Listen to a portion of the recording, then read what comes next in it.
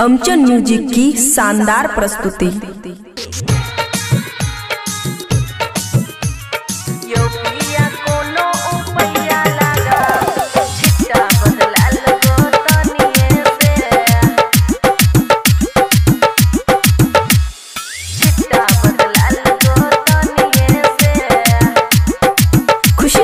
Studio बलुआहा और के बैठल रहो घोग रहो तनने आई पे गेल संग भैंसुर नहीं जानल यो सुनू न।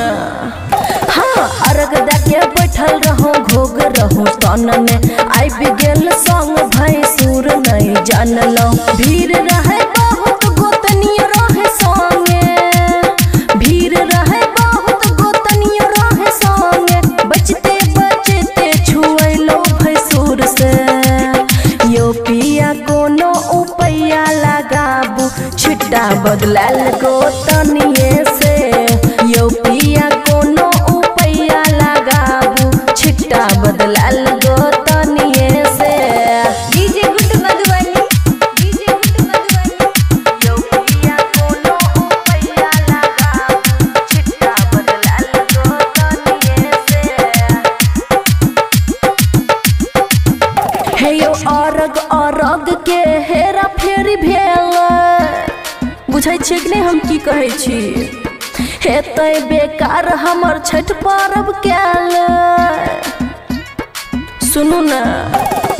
अर्घ के हेरा फेरी भेल हेतै बेकार हमर छठ पर्व कैल। दौरा नहीं अनबै छोटी मई गोसे त सुनू न। दौरा नहीं अनबै छोटी मई गोसे ते बचाब पिया हमरा अपराधी से। यो पिया कोनो उपैया लगाबू छिट्टा बदलाल गोतनिए से। यो पिया कोनो उपैया लगाबू छिट्टा बदलाल गोतनिए से। डीजे गुट मधुबनी, डीजे गुट मधुबनी। यो पिया कोनो उपैया लगाबू छिट्टा बदलाल गोतनिए से। दीदिए से मांग लियो दौरा अपन चिन्ह के, दौरा अपन चिन्ह के।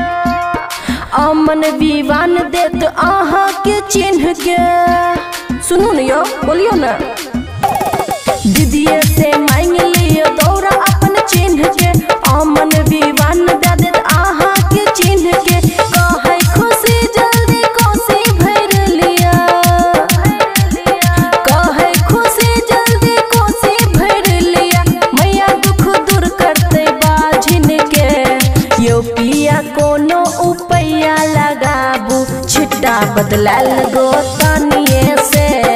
यो पिया कोनो उपैया लगाबू छिट्टा बदलाल गोतनिए से।